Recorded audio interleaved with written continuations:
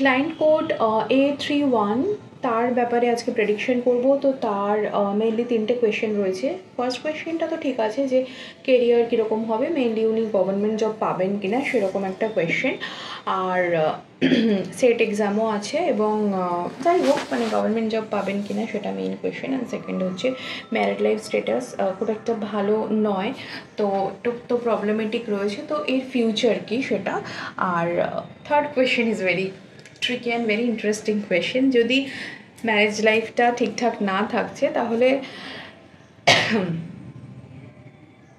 Third person involvement যদি থাকছে তাহলে কীরকম হবে। যদিও থার্ড পার্সন ইনভলভমেন্টের ব্যাপারটা টোটালি ডিপেন্ড করছে সেকেন্ড কোয়েশ্চেনের ওপর, এবং থার্ড পার্সন সে অ্যাকচুয়ালি থার্ড পার্সন নয়, কারণ সে আগে কার্মিক কারণেই সেকেন্ড পার্সনই ছিল। মানে যাই হোক, এই হচ্ছে ব্যাপার, এই হচ্ছে স্টেটাস পুরো ব্যাপারটা। নিউমেরোলজির দিক থেকে ফার্স্টে বলি, সেটা হচ্ছে birth details. Date of birth হচ্ছে 21 এপ্রিল 1991, বার্থ নাম্বার হচ্ছে 3, দ্যাট ইজ জুপিটারের নাম্বার। তো সেই হিসেবে ডেফিনেটলি এখন ডেফিনেটলি একটা কলেজে প্রফেসর হিসেবে নিযুক্ত রয়েছেন। তো সেই জায়গা থেকে ডেফিনেটলি তার মানে পড়াশোনার ভাগ, সিংহভাগ মানে নলেজ উইজডম, সে তো পাওয়ার বৃহস্পতি দিচ্ছে, স্ট্রং পাওয়ার রয়েছে, ডেফিনেটলি ভালো। লাইফ পাথ নাম্বার হচ্ছে 9, যেটা আফটার 35 অ্যাক্টিভেট হবে। ঠিক আছে, ওই অ্যারাউন্ড এখন ওই 35 এরকমই আর কি চলছে, 35 হবে যাই হোক। তো তখন না একটুখানি মানে এখন নলেজ উইজডম আছে সেটা ঠিক আছে। 9 is a number like very mature number are very old number. 1 to 9 মধ্যে 9 হচ্ছে সব থেকে বড়ো নাম্বার, সব থেকে ওপরে আছে বসে। তো ইনি সব জানেন। 9 হয়ে যাওয়া মানে কি বলো তো, যে একটা স্যারেন্ডার মোডে চলে আসা, যে আমি সব জানি, বেশি মানে হাউ হাউ চাউ চাউ করবো না। ঠিক আছে, মানে কিছু থাকে যে যারা খুব পণ্ডিত ব্যক্তিত্ব হয় তারা অনেক কিছু জানে, জেনে চুপ করে থাকলো।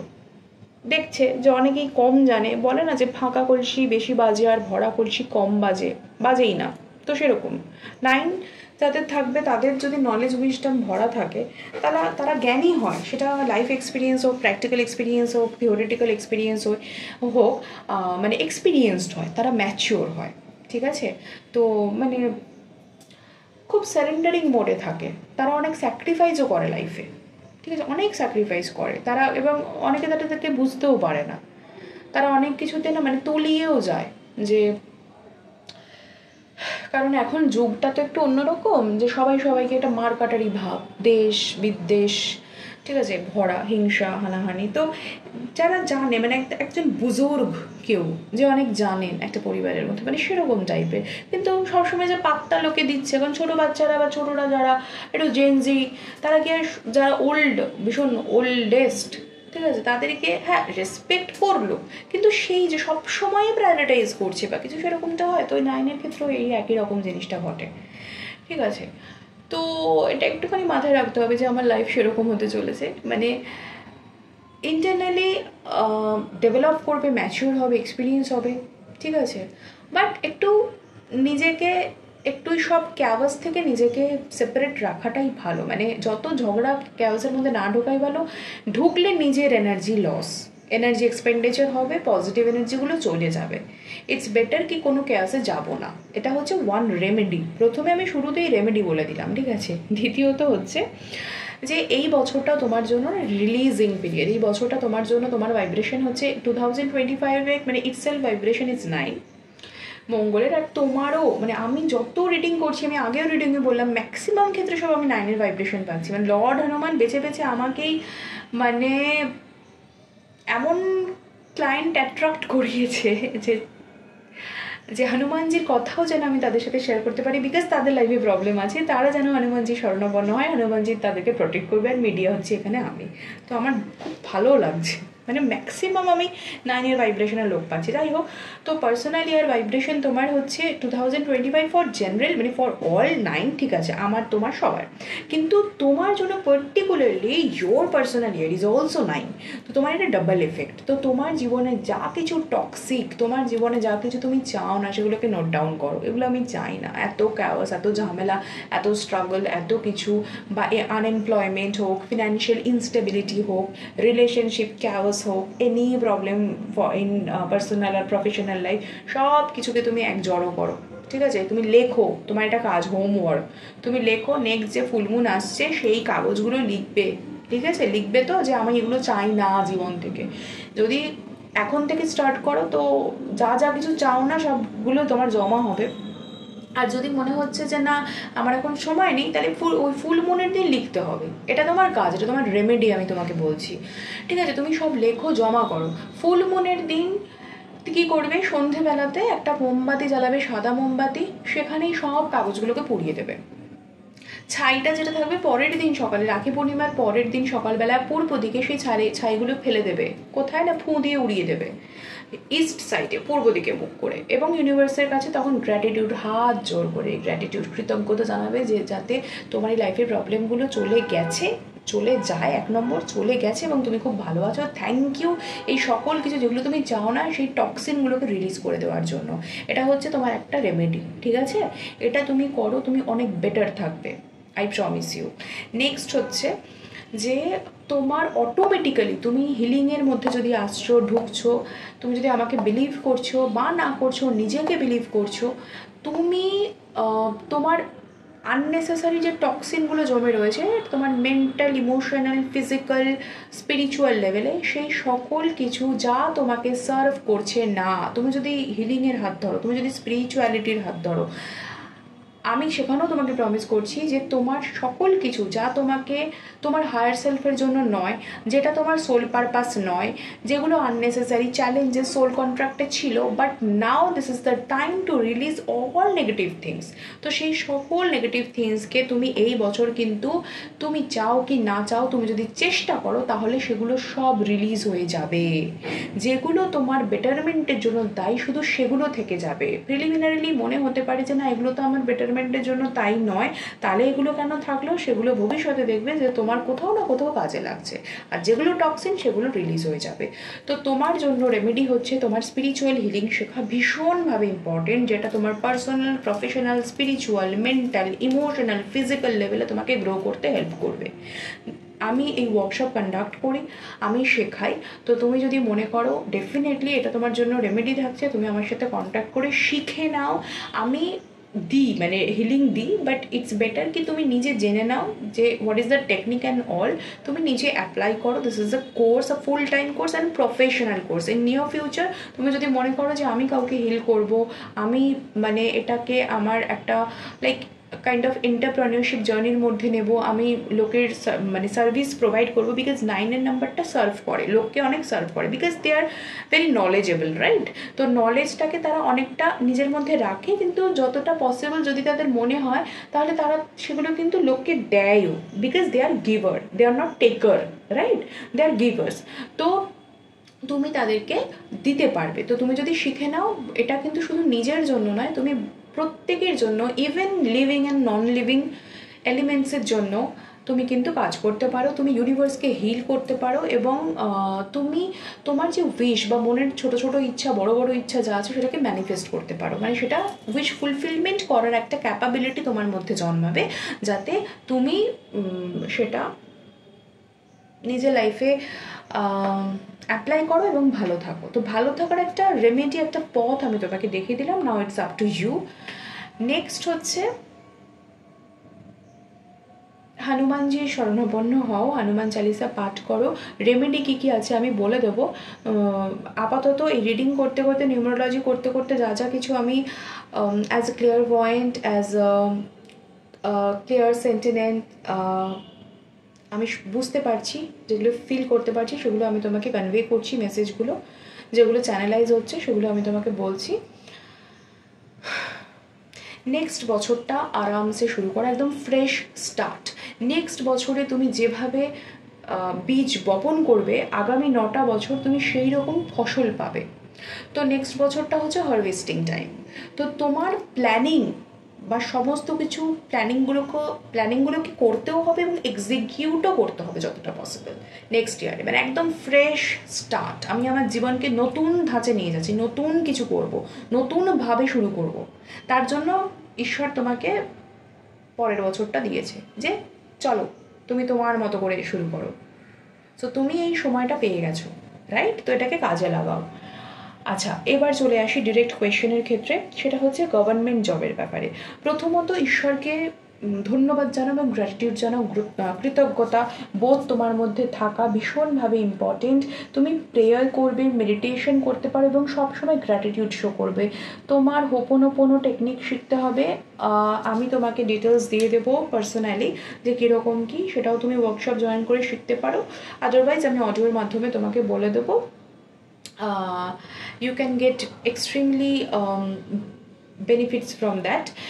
গ্র্যাটিটিউড শো করা তোমার জন্য ভীষণভাবে ইম্পর্টেন্ট। আদারওয়াইজ তুমি গ্র্যাটিটিউড জার্নাল লিখতে পারো যে I am grateful, thank you universe, thank you universe, thank you for giving me everything what I want, what I seek for. আচ্ছা, লাইফে চ্যালেঞ্জেস আছে বাট সেগুলোর ব্যাপারে আমি পরে আলোচনা করছি। অনেক কিছুই চেয়েছো, পাওনি, বাট তার জন্য যতটুকু পেয়েছো সেই জন্য তোমার জন্য পার্সোনালি যেটা চ্যানেলাইজড হয়েছে যে যতটুকু পেয়েছো সেটাও কিন্তু অনেকে পায় না। So you have to be very grateful, you have to show the gratitude to this universe that whatever I have that is not enough, but I can create abundance in my life with that essence।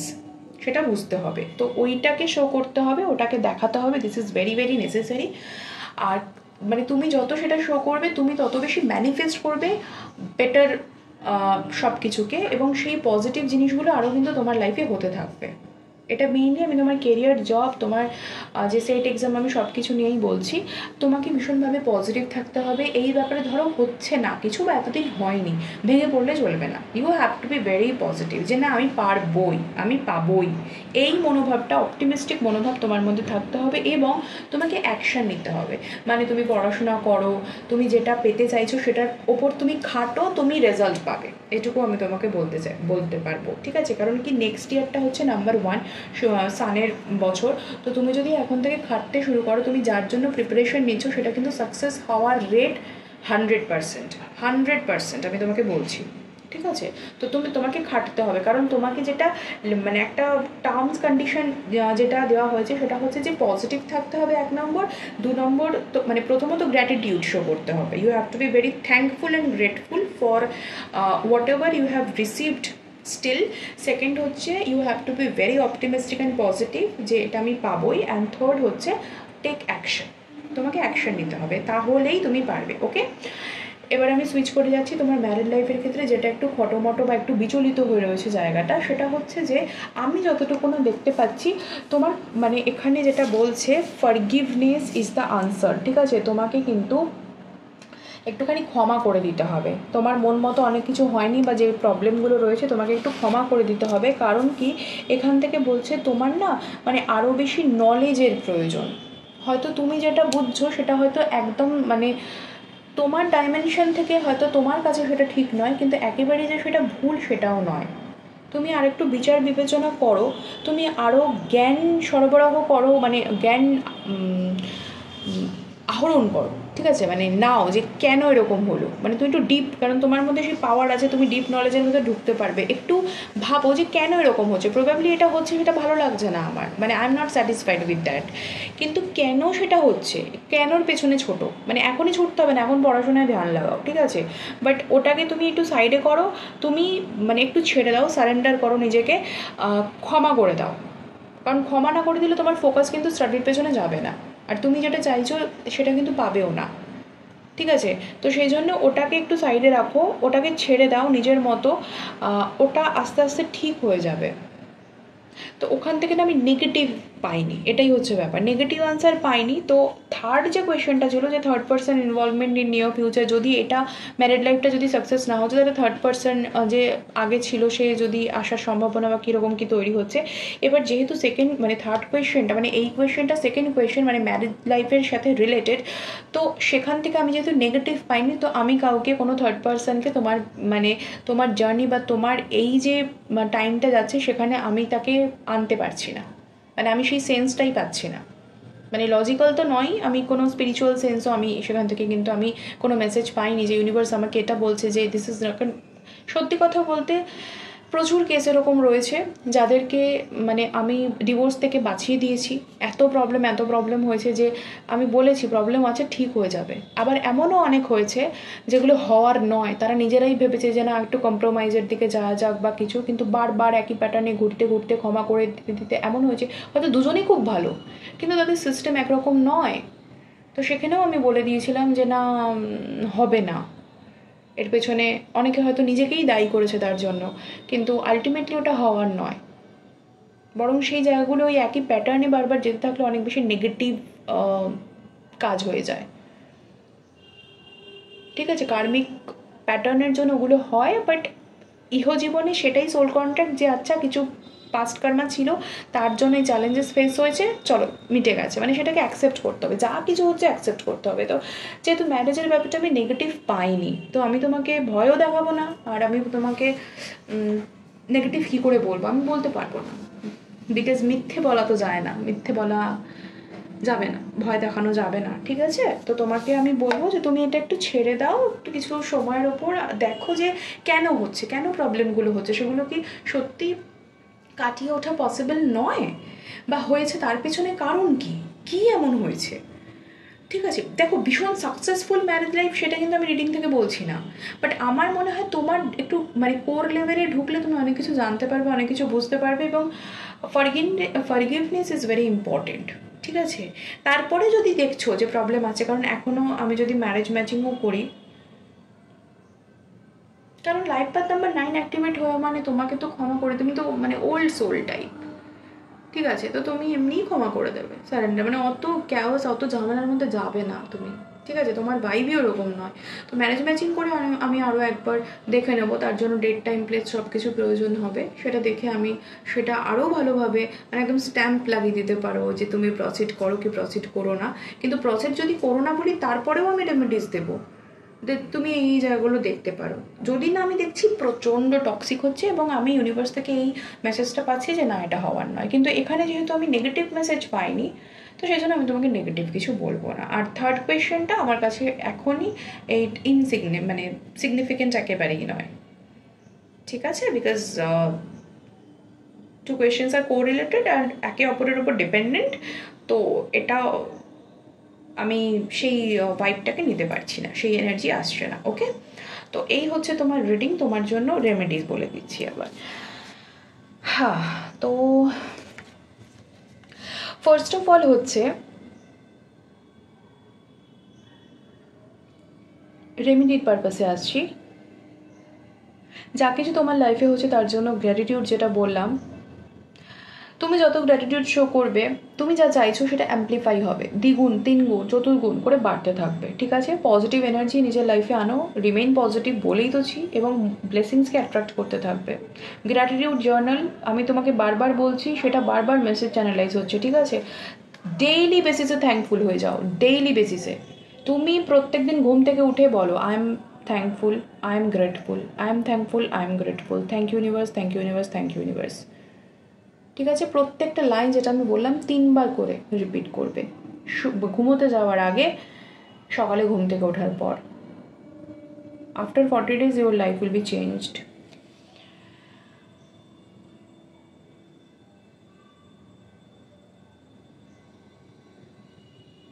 তোমার ঘরে যদি হনুমানজির মূর্তি থাকছে, তুমি যদি পুজো করছো, বা তুমি ডেইলি বেসিসে যখন তুমি বাইরে যাও বা কিছু, হনুমান মন্দির আশেপাশে থাকলে ভিজিট তো অবশ্য করবে যখন ইচ্ছে হবে মনে হবে।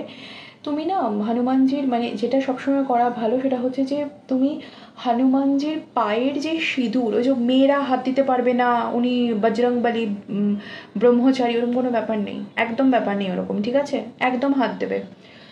পায়ের মধ্যে সিঁদুর দেবে, লাল রঙের সিঁদুর তাকে অর্পণ করবে, সেই সিঁদুরটা তুমি মাথায় দেবে, কপালে, সরি মাথায় মানে কপালে, তুমি সিঁদুর হিসেবেও পড়তে পারো, তুমি কপালের টিকা মানে টিপ হিসেবেও পড়তে পারো, রাইট? তোমার ফোরহেড মানে তোমার কপাল two activate your third eye chakra, যেটা তোমাকে আরও বেশি ইনটিউটিভ করবে, তোমার সিক্স সেন্সকে বাড়াবে, ঠিক আছে?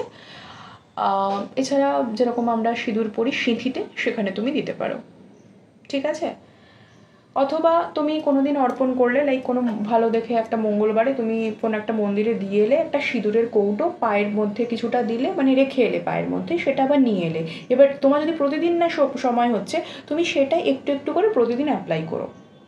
যদি সেটা পরে না বেরোতে তোমার মনে হচ্ছে বা কিছু, তাহলে তুমি সন্ধেবেলা বাড়ি ফিরে তখন করতে পারো, রাতে শোয়ার আগে করতে পারো, সকালে করলে বেশি ভালো।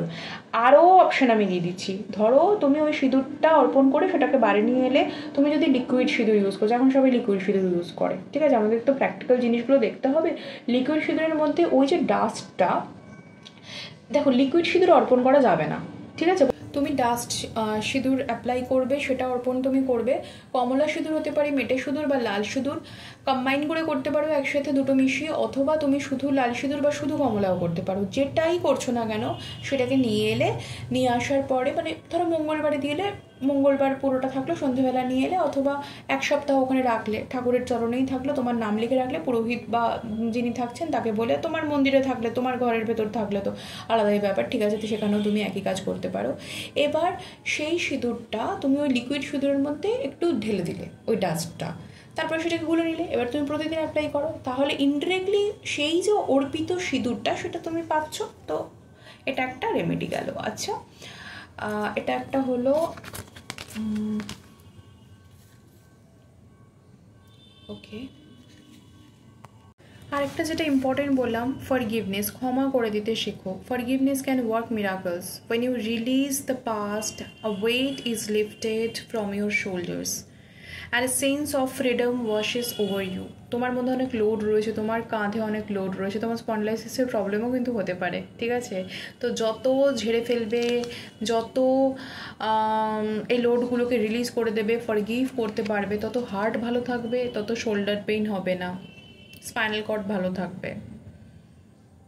তুমি স্পিরিচুয়াল হিলিং তো তোমাকে বললাম, তার সাথে সাথে তুমি যদি এঞ্জেল হিলিং শিখতে পারো, you can ask your friend also, যার রেফারেন্সে তোমার সাথে আমার কন্ট্যাক্ট হয়েছে।